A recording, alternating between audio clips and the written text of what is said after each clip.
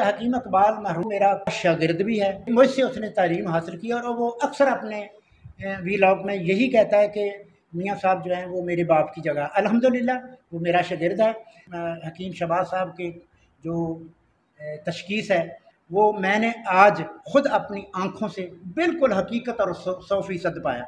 ये मैं इसे तस्लीम करता हूँ।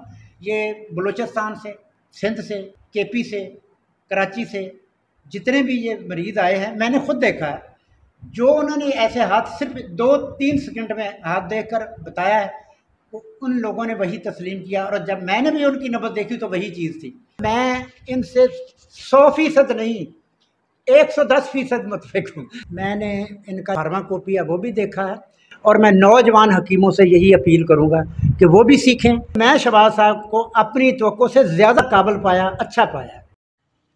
बिस्मिल्लाहिर्रहमानिर्रहीम। प्यारे भाई और बहनों, अस्सलाम वालेकुम वरहमतुल्लाहि वबरकातुहू। उम्मीद है कि आप सब खैरियत से होंगे। मैं हूं आपका मेज़बान हकीम शहबाज हुसैन नवान और आप इस वक्त देख रहे हैं Hakim Shahbaz herbal TV on YouTube.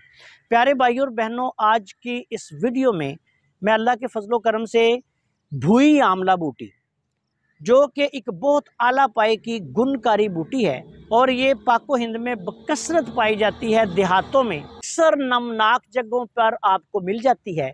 ये अमूमी तौर पर जिगर की खराबी की वजह से पेट में पानी पड़ जाता है। इसके अलावा भी कई और वजूहात हैं जिनकी वजह से भी पेट में पानी पड़ जाता है।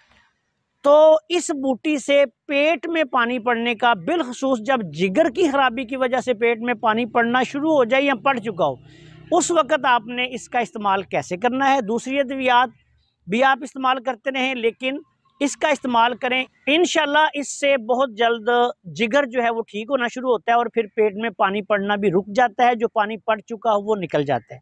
इसका तरीका इस्तेमाल ये है कि इस बूटी को पाउडर बना लें, साए में खुश्क करें अच्छी तरह। उसके बाद सबसे पहले इस बूटी को उखाड़ें।